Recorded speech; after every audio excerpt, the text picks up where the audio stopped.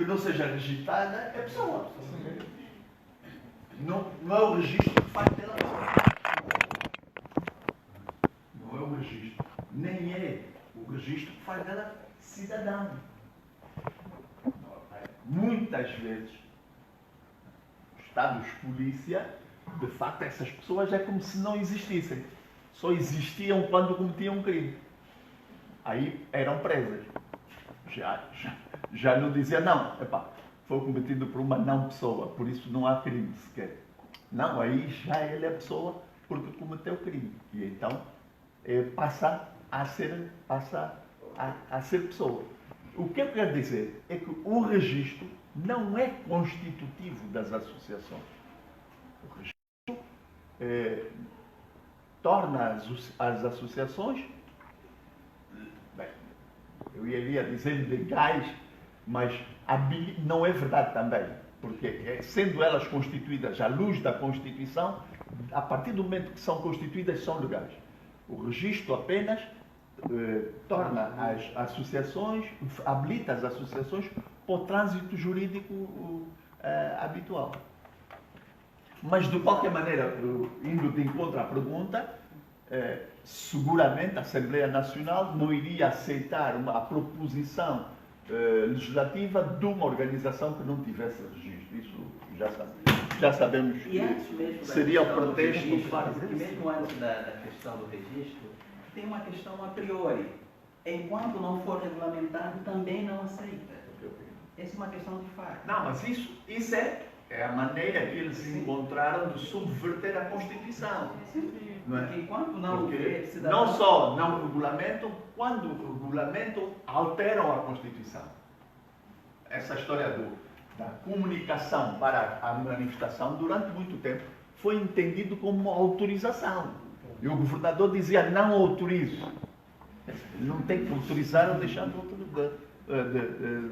de autorizar ou não autorizar. Aquilo é um direito fundamental. Não só a questão de não autorizo, como houve um período em que o próprio governo provincial determinou lugares específicos para as comunicações. Isso é quando isto é totalmente inconstitucional. Por que razão? Não tem competência para legislar sobre esta matéria, por um lado. A nossa grande questão é que, quando se especifica nos termos a definir por lei, não vai ser possível nenhuma organização apresentar uma proposta enquanto não houver uma lei aprovada. Agora, em termos acadêmicos, em termos científicos, em termos nas nossas linhas de direitos humanos, a nossa perspectiva vai ser sempre diferente que esta aqui trazida. Agora, em termos práticos, a Assembleia Nacional jamais aceitaria uma iniciativa legislativa emanada de um grupo de cidadãos enquanto não houver uma lei claramente aprovada. Então, permita-me insistir, em termos práticos, é colocar no terreno da luta, é propor, e é fazer eles recusarem, é pôr isso na agenda, no espaço público, para os obrigar, então, a fazer a Eu tenho trazido exatamente essa discussão da proposta apresentada, que chegou à Assembleia Nacional, apresentada pela KBC. Então, o papel das organizações, nesse sentido, é pressionar para que o Parlamento aprove de imediato essas leis, ou esta lei em particular. Professor, desculpe. Sim. Aqui falando ainda dessa questão, o professor falava sobre a forma como a sociedade civil, as organizações da sociedade civil podem também participar no escrutínio dos órgãos de soberania. E eu estava a ver alguma impossibilidade de, por exemplo, as organizações da sociedade civil escrutinarem os atos dos tribunais superiores. Todavia, me lembrei de um caso de grupo de jovens, no caso signatários, que fizeram pressão para o presidente do Tribunal Supremo pedir a sua demissão. Portanto, já temos caminhado para esse lado e corroboro efetivamente com o professor Dona Helena quando diz que nós temos que pressionar no sentido de ver essa situação encaminhada.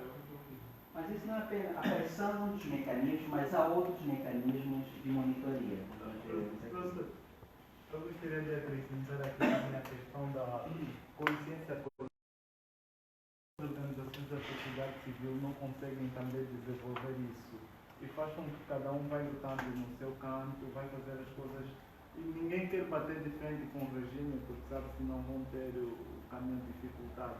Por isso é que cada um aqui vai atuar da forma que lhe convém e aí o regime vai fazer a manutenção do poder com muita facilidade. Por exemplo, existem várias organizações que falam sobre a corrupção e a Laura, por exemplo, também promoveu muito debate sobre se essas organizações todas tivessem uma agenda única, eu acho que devia haver mais pressão, porque, por exemplo, essa questão do Luanda Leaks, que nos pegou já assim, quase que de surpresas para muitos juristas, é uma matéria que já vem a ser discutida aqui em Angola há bastante tempo, mas agora as pessoas parece que é tudo novidade, não sei o quê, por falta de comunicação e também por falta dessa consciência coletiva por parte das organizações da sociedade civil.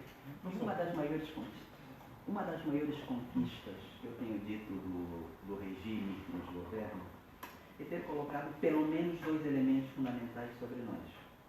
O primeiro é o medo e o segundo é a desconfiança. A gente está sempre desconfiando um do outro. Será que essa associação que vai se aproximar a mim, será que são de serviços? Será que é apenas pegar informação? Essas questões sempre nos perseguem. O medo. Não, aí tem um revu naquela associação, não posso me aproximar. Enfim, coisas do gênero nos caracterizam. Então, essas estão dentre as conquistas do regime que nos governa. Nós estamos sempre com medo um do outro, com medo do próximo passo, com medo do que dizer, do que pensar, desconfiando sempre um do outro, o que o outro vai fazer, o que o outro vai informar. Essas questões criam exatamente grande dificuldade até mesmo para as próprias organizações se articularem e agirem de forma uníssona. Eu poderia acrescentar a estas duas, se me permite, o facto da vontade de aparecer e não ser ofuscado. A maior parte das vezes o que a gente repara é que uma organização ou determinado elemento da sociedade, que pode não estar dentro da organização, promove uma ação contra determinado ato que o governo está ou não está a perpetrar. E o que é que nós vemos? As outras organizações dizem, não, ela está a fazer, aquela está a fazer, suponha, a gente poderia estar a fazer isto, é para que faça. Né? E não podem até publicamente ter a mesma ideia, a mesma dinâmica, mas nós temos o problema do protagonismo. E isso acaba muitas vezes com, se o doutor está a fazer uma coisa, eu não vou, porque eu também tenho o meu nome. Eu também posso fazer a minha coisa. E então, há uma atividade como esta e veja quem veio. A maior parte de nós somos pessoas soltas. Ok? Que atuam na sociedade de forma solta. Embora, muitas das vezes, estejamos linkados a organizações. Mas as próprias organizações não nos dão suporte. Pegando no último parágrafo, e como disse muito bem o William, e o doutor Pestano no seu livro, no seu texto, a dinâmica da sociedade civil, também fala da questão da agenda da sociedade civil. Eu questiono, será que é possível as organizações da sociedade civil terem uma agenda única, de modo a atuar, ou de modo a intervir naquilo que são os grandes problemas, os problemas reais que a nossa sociedade enfrenta? Digo isso porque o Dr. Paulo Faria, ele na sua obra Público e Política em Angola, ele diz que enquanto a sociedade civil representa os interesses de poucos, com entidades de grupos marcados, a esfera pública representa a coletividade em conforto com o interesse de grupos. Então, há uma agenda, é possível essa agenda única dentro das organizações civis? Bem, o que a gente tem que perceber é o seguinte, que cada organização da sociedade civil tem a sua área específica de atuação. O que não significa que não possam ter interconexões e ações conjuntas, dependendo do caso concreto. É possível ter ações conjuntas em situações específicas. Não que todas tenham que ter a mesma agenda. As plataformas e as redes são um exemplo disso. Sim, exatamente. Então a ideia é nessa perspectiva. É possível haver esta colaboração, mas não que tenham necessariamente todas ter a mesma agenda. É possível pensar nisso. Podem todos lutar para o mesmo problema nas suas respectivas áreas de atuação, não lutarem todos para a mesma situação. No caso específico, estamos a abordar a corrupção, independente de qual for a organização civil, a sociedade civil, podemos todos lutar para a corrupção dentro das suas áreas específicas de atuação. Isso seria uma forma de trabalharmos uníssonos para a mesma situação. É, por exemplo, o caso dos jovens pelas autarquias locais. Por exemplo, nós temos aí várias organizações da sociedade civil, como o Projeto Agir, a Placa, o PIC, o Mudar Viana, que têm vocação para temáticas ligadas às autarquias locais, e em função disso nós criamos uma plataforma muito funcional e denominamos como Jovens pelas Autarquias Locais. Portanto, era mais ou menos isso. Um segmento específico de atuação. Como seria, uma das questões que é possível fazer dentro das organizações da sociedade civil é, por exemplo, criar grupos de trabalhos compostos por cidadãos formados em diversas áreas do saber. Ou seja, uma organização da sociedade civil pode ter, dentro dos seus quadros, antropólogos, arquitetos, cientistas políticos, economistas, engenheiros, juristas, médicos, pedagogos, psicólogos, sociólogos, etc., dotados de alguma experiência no seu campo de atuação, a fim de realizarem estudos, propostas legislativas, monitorarem a qualidade dos projetos, das contas do Estado e por aí afora. Qual é a ideia? Nós mencionamos há pouco tempo que a nossa Constituição nos dá a possibilidade, apesar de ainda não existir a lei regulamentada, de concebermos uma iniciativa legislativa e apresentarmos-la ao Parlamento. Ok. Mas como é que nós faremos isto? É necessário que as organizações da sociedade civil tenham, pelo menos, grupos de trabalhos específicos. Por que a importância de diferentes cidadãos formados em áreas diversas? Porque cada um tem uma perspectiva do mesmo problema. Digamos que seja uma questão, por exemplo, a questão da violência doméstica. O psicólogo tem uma perspectiva, o antropólogo tem uma perspectiva, o jurista tem uma perspectiva, o cientista político tem uma perspectiva, enfim. E cada um vai dar o seu contributo. Nesse sentido, é possível apresentar esta proposta, muito bem estruturada e concebida, a quem de direito. E não só. É possível fazer análise das próprias propostas, tendo em conta a própria qualidade, por um lado. Bom, nós podemos olhar isso em dois momentos. Um momento a priori e um momento a posteriori. A priori, quando? Antes de o próprio governo conceder a iniciativa legislativa, é possível a própria organização conceber uma proposta e apresentá-la, por um lado. No momento a posteriori, como é que é possível fazer? Uma vez que o presidente ou os parlamentares apresentaram uma iniciativa legislativa, é possível fazer a monitoria, cada um desses profissionais que integram o grupo especializado da organização, fazerem análise minuciosa daquela iniciativa legislativa apresentada pelo próprio presidente ou pelos parlamentares. E, a partir daí, fazer uma contraproposta. A monitoria pode ser feita não só no sentido de olhar aquilo que é iniciativa do Presidente da República, mas também o que é iniciativa dos próprios parlamentares. E aí é fazer exatamente um acompanhamento, tendo em vista a perspectiva de cada um desses profissionais. Porque às vezes a gente olha determinadas decisões emanadas do Presidente da República ou emanadas do Parlamento, que parece que são totalmente alheias à nossa realidade. Não sei se vocês estão acompanhando que há uma proposta de retirar de circulação carros com mais de 20 anos de fábrica.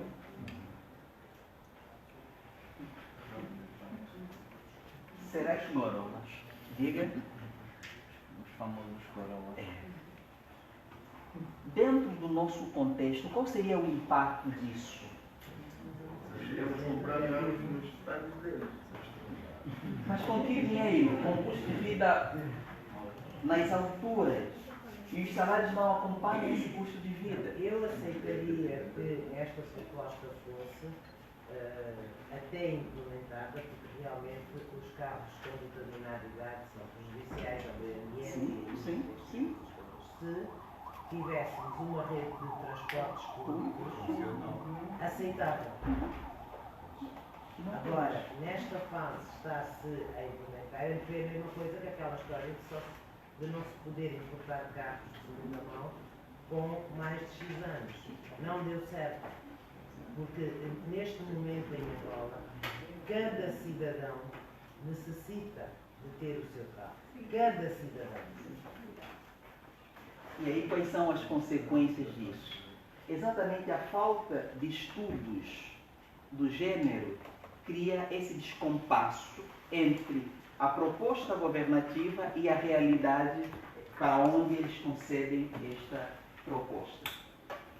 Mas essa proposta está no professor. Por exemplo, eles agora têm muitas lojas de carros, e os carros não estão a andar, precisam de criar políticas. Precisa de outra Para comercialização dos seus carros. Mas as lojas estão mesmo assim, tem muitas viaturas e não tem cliente. Mas eles analisaram como é que está o poder aquisitivo dos cidadãos. Não, mas isso já foi feito há muito tempo. Quando criaram essa situação de dividir os carros de segunda mão mais de 5 anos, era para vender os carros deles aqui nas suas lojas. Mas também o interessante é criarem uma boa maneira de estarmos a pagar essas viaturas em 40 anos, para a gente não comprar. Daí, qual é o papel numa situação dessa de uma organização da sociedade civil?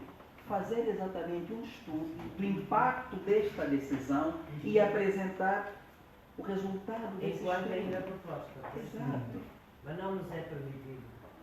O Sr. Presidente da República, quando o jornalista lhe questionou sobre se ele iria ou não promover alterações na Constituição, ele disse que não. Disse que se alguém quisesse que vendesse o seu projeto a deputados e que se os deputados aceitassem segurar o projeto dele, ok, ele não seria agora. Deixa eu me acelerar aqui, gente.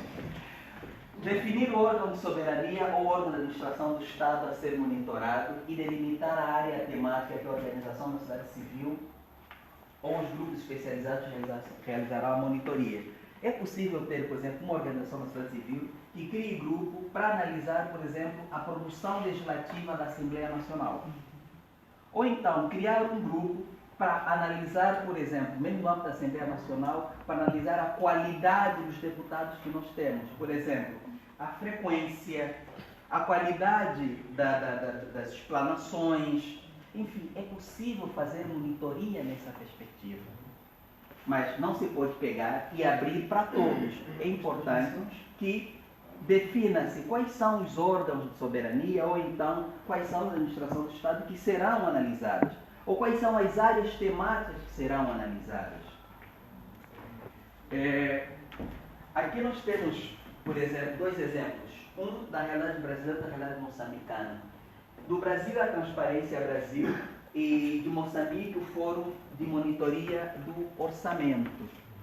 Se você criar, por exemplo, um grupo de trabalho que monitora o orçamento, isto exige...